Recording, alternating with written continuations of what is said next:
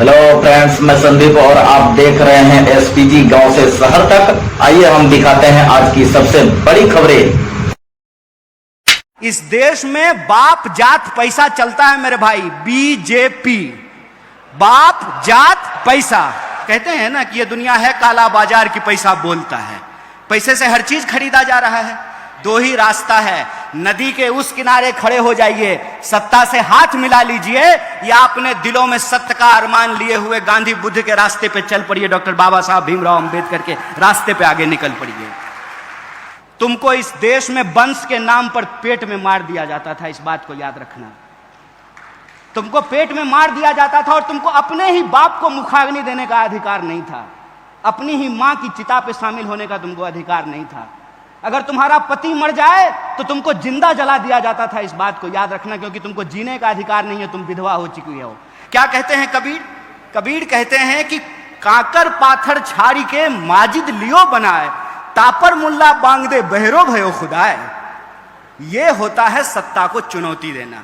वही कबीर जो लिखते हैं कि काकर पाथर छाड़ी के माजिद लियो बनाए, तापर मुल्ला बांग दे बहरो भयो खुदाए, वही कबीर लिखते हैं कि पाथर पूजे हरि मिले तो मैं पूजूं पहाड़। वही कबीर लिखते हैं, वही नानक लिखते हैं, वही बुद्ध लिखते हैं, वही इस देश के जन कवि लिखते हैं। इस देश में बाप जात पैसा चलता है मेरे भाई। बीजेपी, बाप जात पैसा। अगर बाप जात और पैसा नहीं है तो तुम्हारे पास एक ही विकल्प है, तुमको ऑथेंटिक होना पड़ेगा। वैलेंटाइन डे पे झूठ मूठ का आई लव यू कहने से काम नहीं चलेगा मेरे भाई। अगर प्यार करते हो तो तुम्हारे दिल में प्यार हो, और वो प्यार ऐसा हो कि वो इंसान तुमको मिले ना मिले तुम ही प्यार बन जाओ, ऐसा जज्बा तुम्हारे अंदर होना पड़ेगा। और ऐसा जज्बा अगर तुम्हारे भीतर है तो मैं तुमको एक बात कह देता हूं, कोई बाप ऐसा बच्चा नहीं पैदा किया है कि संघर्ष की कोख से पैदा होने वाले इंसान का रास्ता रोक दे। तुमको सत्य के साथ खड़ा होना पड़ेगा। फिर वो जो नेताजी के साथ तुम ऐसे फोटो खिंचा रहे हो ना, वो नेताजी अपने पीए से फोन कराएंगे कि जरा उसको बुला दो, तो तुम कहना नेताजी बाद में आते हैं, अभी हम आंदोलन करने जा रहे हैं, जरा कलेक्टर को हम स्मारक पत्र देने के लिए जा रहे हैं।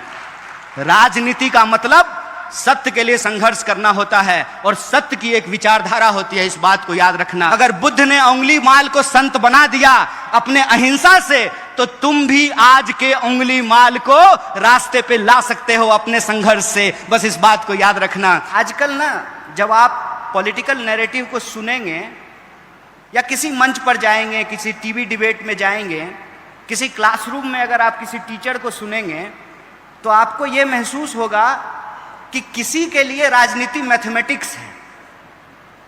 जब वोटों का परसेंटेज निकाला जाता है, किस जाति का कितना वोट है, किस धर्म का कितना वोट है, तो किसी के लिए पॉलिटिक्स मैथमेटिक्स है, किसी के लिए पॉलिटिक्स केमिस्ट्री है, कि इस जात को इस जात से जोड़ देंगे, जैसे लैब में बैठ करके हम लोग कोई पॉलिटिक्स खड़ा कर देंगे। और किसी के लिए पॉलिटिक्स इकोनॉमी है, कितना पैसा खर्चा होगा, धन कहां से आएगा, चंदा कहां से आएगा। और आजकल चल भी यही रहा है, तुम मुझे चंदा दो मैं तुम्हें धंधा दूंगा, आप मुझसे चंदा लीजिए, फिर जब हमारी सरकार आ जाएगी तो हम आपको धंधा दे देंगे।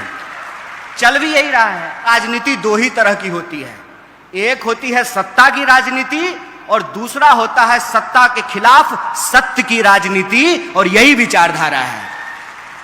और जो सत्ता की राजनीति और सत्य की राजनीति है, इसको अगर आप भारतीय इतिहास, चिंतन और परंपरा के आधार पर देखेंगे, तो भारत में हर तरह के विचार आपको देखने को मिलेंगे। भारत को किसी और देश से किसी भी प्रकार का नकल करने का जरूरत नहीं है। भारत वो देश है जहां पर हिरण्यकश्यप का अगर उदाहरण मिलता है, तो अपने ही बाप के खिलाफ खड़ा होने वाला भक्त प्रहलाद का भी उदाहरण मिलता है। इस बात को याद रखिएगा। भारत के इतिहास में अगर तैमूर लंक मिलता है, तो उसकी बड़ी आर्मी के सामने, जिसके पास तलवारें थी, घोड़े थे, हाथियां था, उसके सामने चाकू लेकर के खड़ा होने वाला बलकरण का भी इतिहास मिलता है। तो भारत की चिंतन परंपरा को आपको देखना पड़ेगा। भारत में अगर ईश्वरवादी सत्ता है तो उस ईश्वरवादी सत्ता को चुनौती लेने वाले विचार भी आपको मिलते हैं। फर्ज कीजिए चांद तो वही है ना भैया, जिसको आप करवा चौथ में भी चलनी लेकर के देखते हैं और ईद में भी देखते हैं। चांद को थोड़ी पता है कि धरती पर उसके नाम से लोग लड़ रहे हैं। वो तो करवा चौथ में भी देखा जा रहा है और ईद में भी देखा जा रहा है। इसका फैसला आपको करना है कि आपको समाज में किस संरचना का निर्माण करना है। अगर आपको समाज में बराबरी की संरचना का निर्माण करना है तो भारत में उसकी चिंतन परंपरा को आपको ढूंढ करके लाना पड़ेगा। और भारत में समानता, एकता, न्याय, बराबरी, इसकी चिंतन परंपरा यह है कि आपको कबीर के पास जाना पड़ेगा, आपको नानक के पास जाना पड़ेगा, आपको बुद्ध के पास जाना पड़ेगा, आपको शिवाजी के पास जाना पड़ेगा, आपको अन्ना भाऊ साठे के पास जाना पड़ेगा। क्या कहते हैं कबीर? कबीर कहते हैं कि काकर पाथर छाड़ी के माजिद लियो बनाए, तापर मुल्ला बांग दे बहरो भयो खुदाए। ये होता है सत्ता को चुनौती देना। सत्ता कितने प्रकार की है? सत्ता जाति की हो सकती है, सत्ता धर्म का हो सकता है, सत्ता पितृ सत्ता की हो सकती है, सत्ता अर्थ का हो सकता है।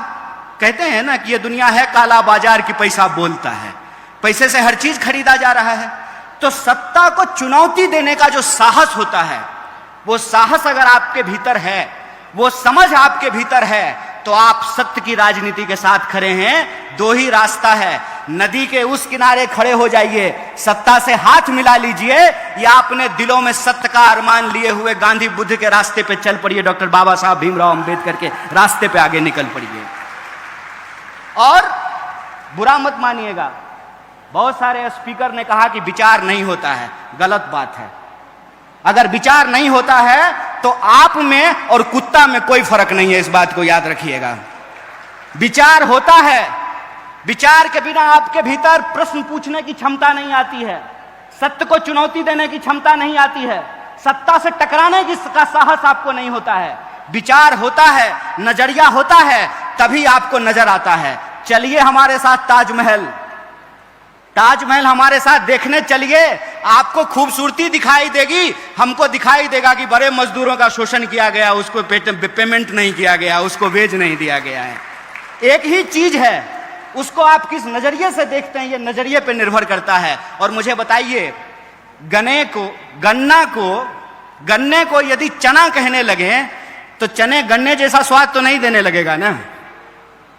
सिर्फ नाम बदल देने से क्या होगा? लड़ाई हमेशा सत्य और सत्ता की रहती है, और सत्य और सत्ता दोनों बदलते रहता है। ऐसा नहीं है कि यह हमेशा अस्थायी रहता है।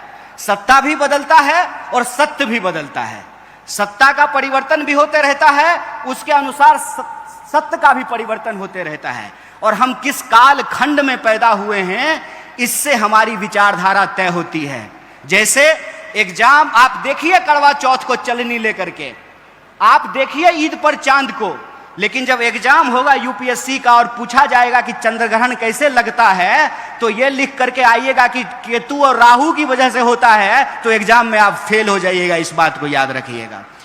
विज्ञान से पहले तर्क है, और तर्क की अगर आप बात करेंगे तो इस देश में तर्क रहा है, और तर्क ने हर प्रकार की सत्ता को चुनौती दिया है। वही कबीर जो लिखते हैं कि काकर पातर छाड़ी के माजिद लियो बनाए, तापर मुल्ला बांग दे बहरो भयो खुदाए।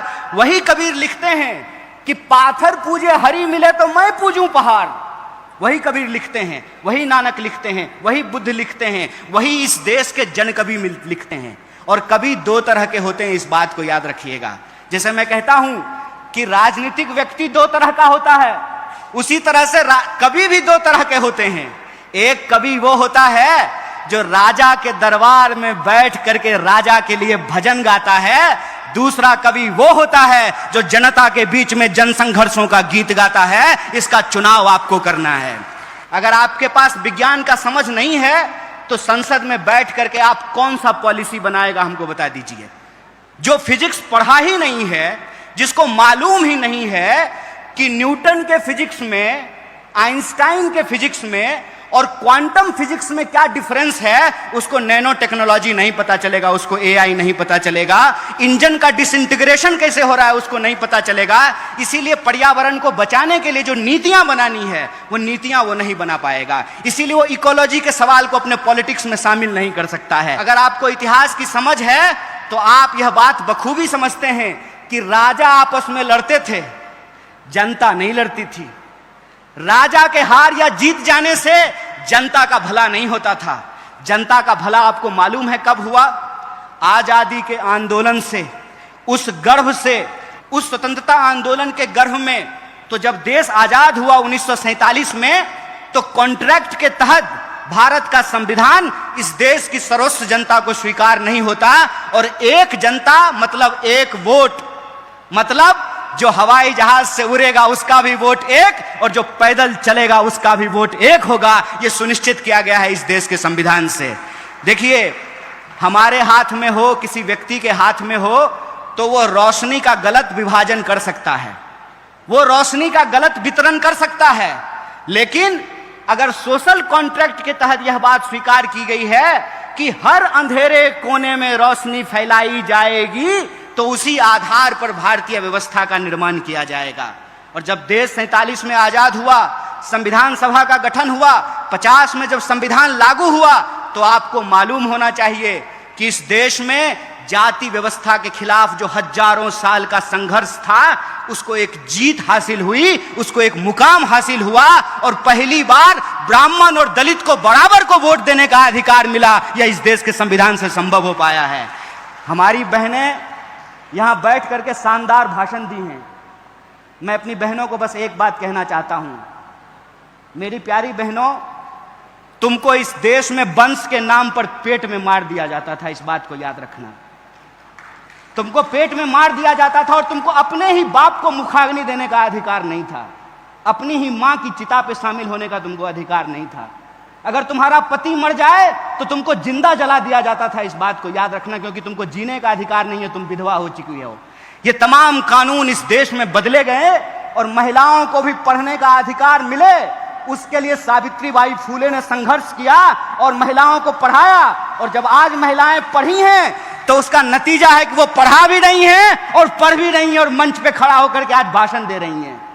इस बात को याद रखना कि इस देश का इतिहास, अगर उसमें शोषण है तो उस शोषण के खिलाफ संघर्ष का भी इतिहास है। और इसी देश में महिलाओं ने भी एक से एक संघर्ष किए हैं। इसीलिए मेरा आप सबसे निवेदन करना है कि अगर आप राजनीति में आना चाहते हैं तो आप तय कीजिए कि आप सत्य के साथ खड़े हैं कि सत्ता के साथ खड़े हैं। अगर आप सत्य के साथ खड़े हैं तो आपको सत्य के लिए संघर्ष करना पड़ेगा। और जब आप सत्य के लिए संघर्ष करेंगे तो इस बात को याद रखिएगा कि आपके भीतर विज्ञान की भी समझ हो, इतिहास की भी समझ हो, दर्शन की भी समझ हो, और इस देश में समाज में रहने के लिए जो व्यवहारिकता है उस व्यवहारिकता की भी हमको समझदारी हो। लेकिन व्यवहारिकता का मतलब ये मत समझना दोस्त, आजकल युवा नेता क्या करते हैं, मोबाइल लेते हैं और किसी दोस्त को पकड़ा देते हैं। ध्यान से सुनना इस बात को, किसी दोस्त को पकड़ा देते हैं और कोई नेता जब अपने गाड़ी से उतरता है ना, उसके बगल में जाके खड़ा हो जाते हैं, सर नमस्ते, और उसको कहते हैं कि जब हम ऐसे हाथ करेंगे ना, फटाक से क्लिक कर लेना तुम उसको। और ज्यों ही वो ऐसे हाथ एक्शन देगा त्यों ही फोटो खींच लेगा और सोशल मीडिया पे डालेगा, आज अमुक नेता से देश की राजनीति पर गंभीर चर्चा करने का अवसर प्राप्त हुआ। हाथ जोड़ करके कहते हैं भाई ये मत करना, ये मत करना, ये याद रखना कि तुम्हारी राजनीति क्या है।